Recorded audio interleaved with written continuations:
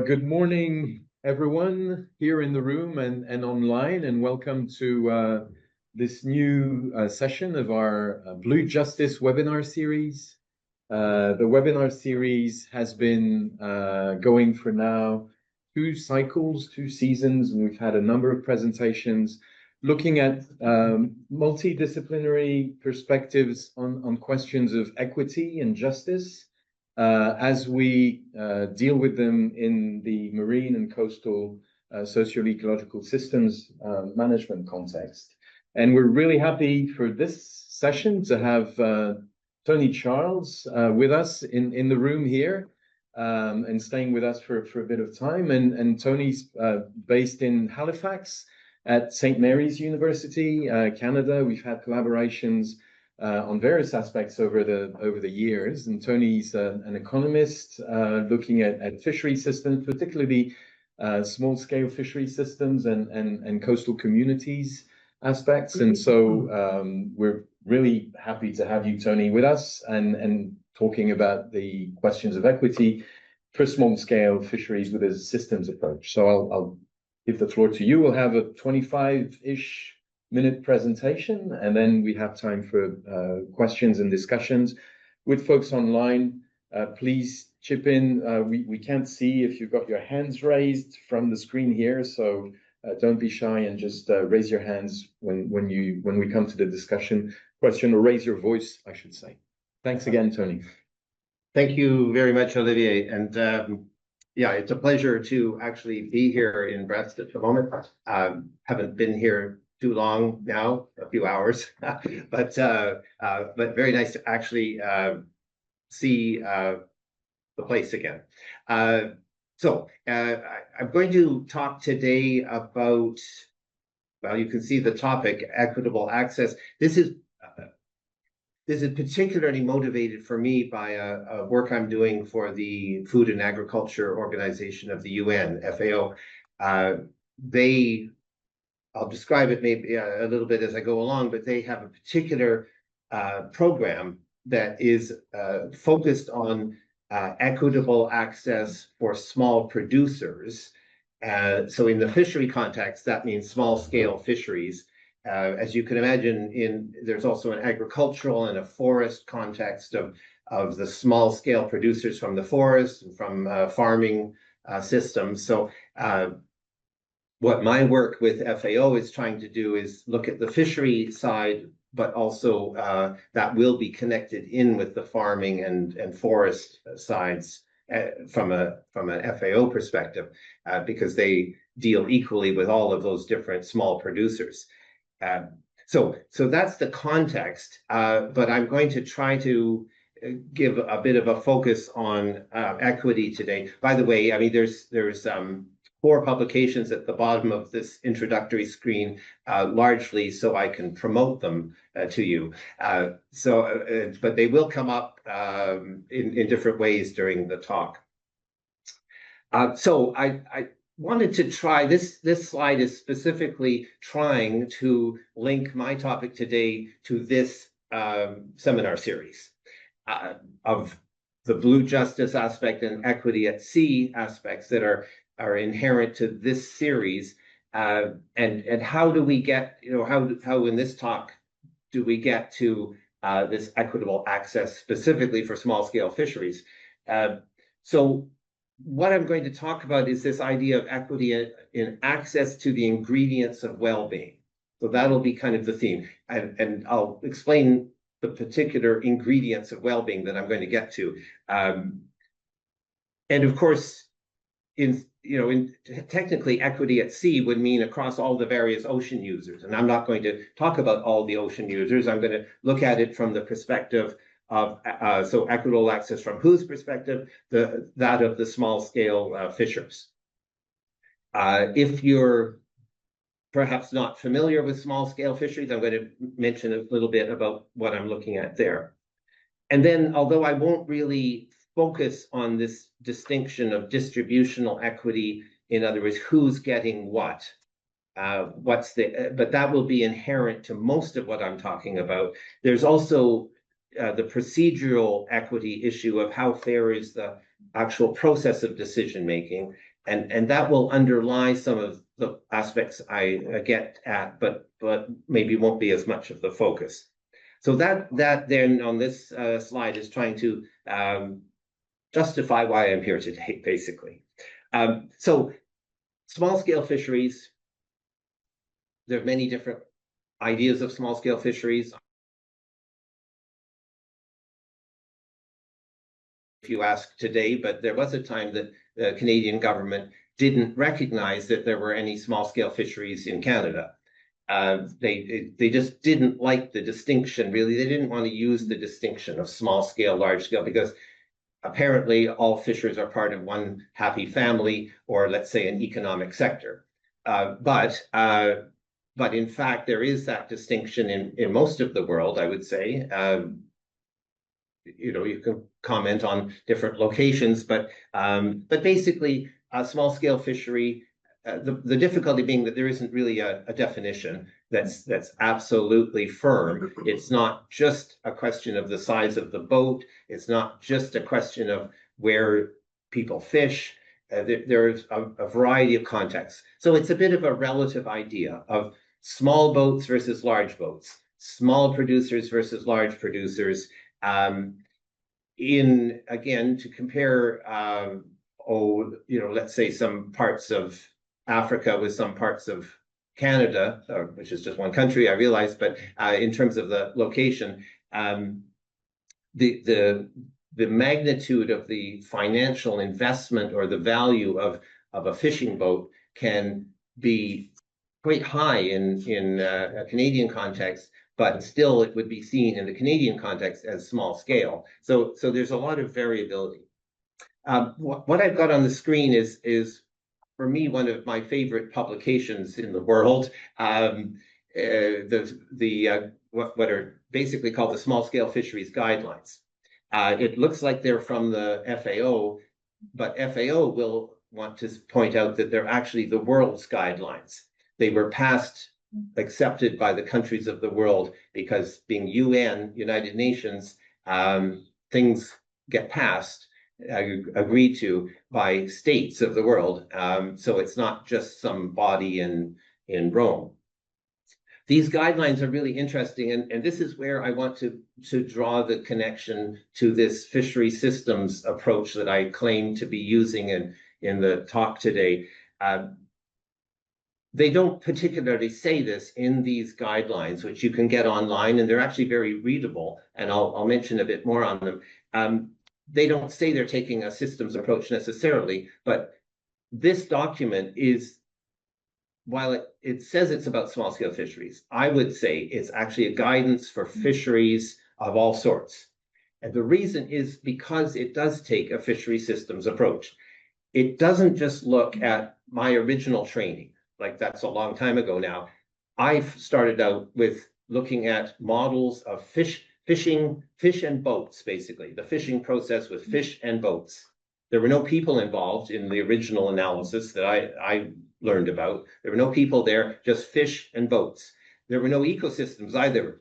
Let me just say that again, fish and boats, no ecosystems. So things have evolved over time. And so the system now looks in these guidelines not just at fish and boats, but at an ecosystem approach, and also on land at fishing communities. And that's something that just wasn't talked about in the past, fishing communities, and then of course the post-harvest world of the fishery. So again, not just fish and boats, but the whole package. And these guidelines, if you were in an industrial fishery, they would still be very valuable. Because the people in an industrial fishery are also in fishing communities. They also have a post-harvest sector. They also are dealing with ecosystems. So really the spirit of these small-scale fishery guidelines are really broadly applicable. And so that fits with my particular theme, a book that I just had come out very recently on sustainable fishery systems, trying to look at that holistic aspect and actually paying a lot of attention to small-scale fisheries, but also more broadly. This is just one little diagram that research student of mine produced for this book on that. It doesn't have a lot to it, but it has these three components: the governance system of the fishery that's embedded within the human system, because governance is, in our context, done by humans in the fishery, and then humans being part of nature, part of the natural system. If you focus in a little more on the human part of that, we've got all those aspects that I was just talking about. So a fishery systems approach, the small scale fishery guidelines are really incorporating this package. Now, to get to access, what we've done in this work for FAO is to look at these 8 components, or let's say 8 ingredients of well-being for fishing people. So I would suggest they're ingredients, and the fisher needs access to each of these ingredients.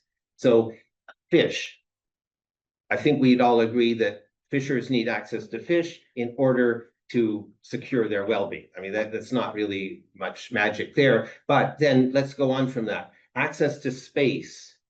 You probably have come across that there's big discussions in many parts of the world about fishers being able to go out to sea and not be kept out of certain areas of the ocean for various reasons. They could be sort of marine protected area reasons.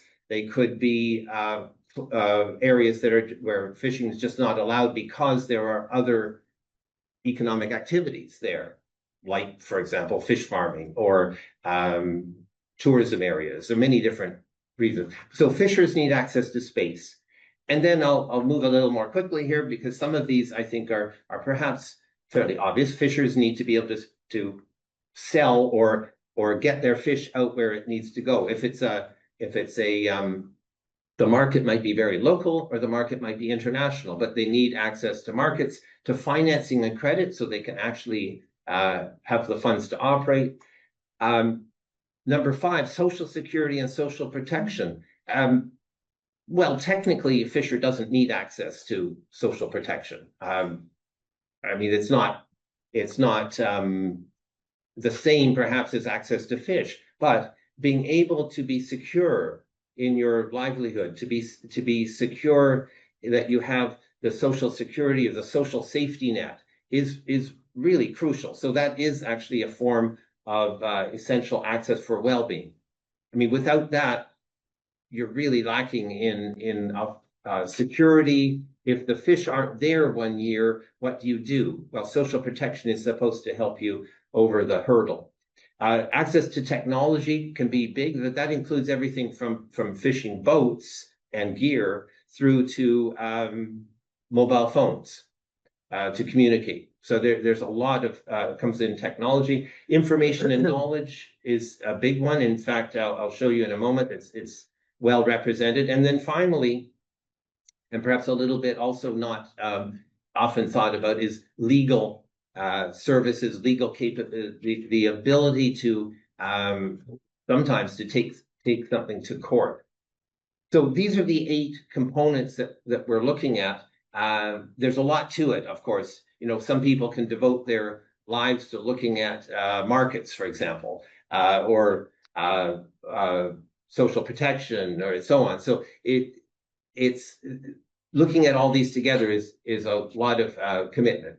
Well, this slide just puts that in a kind of context of small scale fisheries, linking to all of those.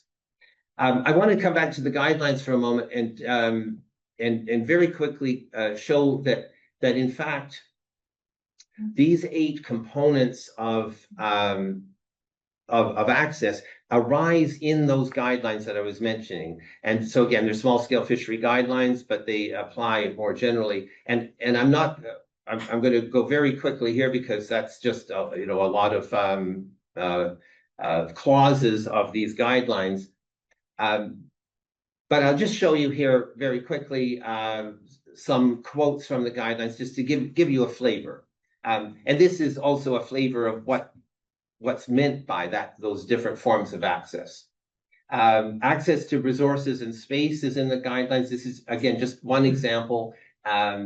And in particular, so states should, where appropriate, grant preferential access of small-scale fisheries to fish in waters under national jurisdiction. And there's that word equitable, with a view to achieving equitable outcomes for different groups of people. So equity is actually explicitly there in these small-scale fishery guidelines. Now, I'm not going to read each one of these, but you can see that there's different examples of where in those small-scale fishery guidelines approved by the countries of the world, we see markets, financing, credit, social protection, technology, information, and legal aspects all coming in different ways, which is, to me, interesting. I suppose that it does give a certain validation that the countries of the world did consider these different forms of access. Now, I want to describe a little bit where we are in this particular project. This is work that's actually right now in progress. We're assembling a publication on this topic with many different chapters on these themes. And basically on the right-hand side, I'm trying to show there that there are three components to this particular effort. One is to explore each of those 8 individual active types. A second is to look at some case studies of multiple access types. How do these access types interact in a particular setting? And then the third component, where I'd be thrilled to have your thoughts on what one would want to look at in terms of the synthesis across all of that. So I won't go through this in great detail, but there's a set of chapters that are all about those 8 forms of access, with various chapter authors from around the world. Then there are a set of case studies, which don't cover every single part of the world, but they are somewhat representative of the global north, the global south, indigenous situations, and both inland and marine. In particular, we have a chapter that's focused on inland fishery, but with an emphasis on Southeast Asia.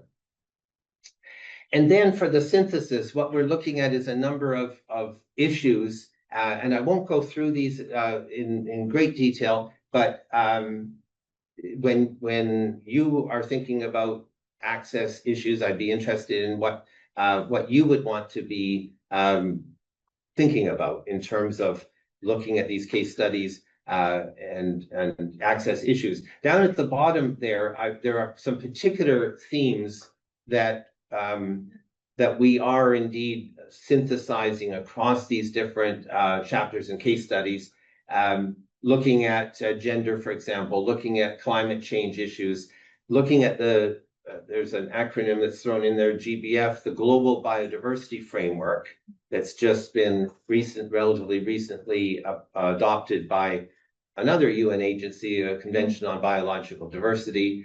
And then very relevant, I think, here is the question of how does this access aspect for small-scale fisheries relate to the blue economy and to another little jargon term, 30 by 30, that many of you are well aware of, that push for setting aside 30% of the ocean by the year 2030. How does that all relate? Well, it's obvious it relates to access. Interestingly, many of these discussion points relate to access to fish and access to space. But some of those other forms of access come in as well. So very quickly, I'd like to just show a few what I think are some applications of this kind of analysis. And I'm just going to go quickly because I believe that we need to move along. So one point about knowledge. So access to knowledge. I wanted to just focus in on this because, partly because it promotes an article that I was involved with on what we call community science. The idea of a fishing community let's say a small scale fishing community in particular, being empowered, having the capability to actually control the science that that's being done, not just to control, but to we know the term co-design. So designing, let's say, with government, what kind of knowledge is needed. But community science would go even further than co-designing into essentially defining what the knowledge needs are at the local level. And we call it community science, but it could just as well be driven by a fishing organization. So the fishing organization would actually drive the knowledge that's being built up. I work a lot with Indigenous communities. There, it's not just driving and defining the knowledge, but also drawing on the knowledge of the elders, the knowledge that's been built up over potentially centuries and millennia. So community science and empowerment is one aspect of access. It's in a way one of the nicer forms of access to knowledge. Biodiversity. I mentioned about the global biodiversity framework. Access to aspects like biodiversity conservation measures, the ecosystem approach. This was a study I was involved with by an IUCN group looking at fisheries and the global biodiversity framework, the interaction between those, and another report that's coming soon on small-scale fisheries and the global biodiversity framework. The second of those in particular has a lot of connections to access issues.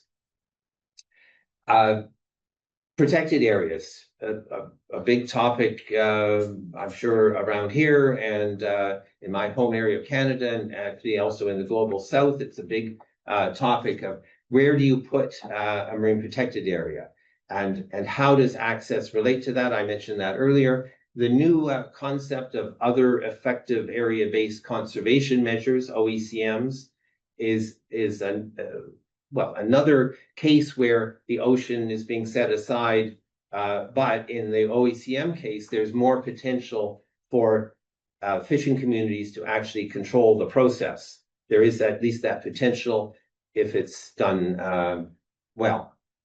Privatization is a big topic.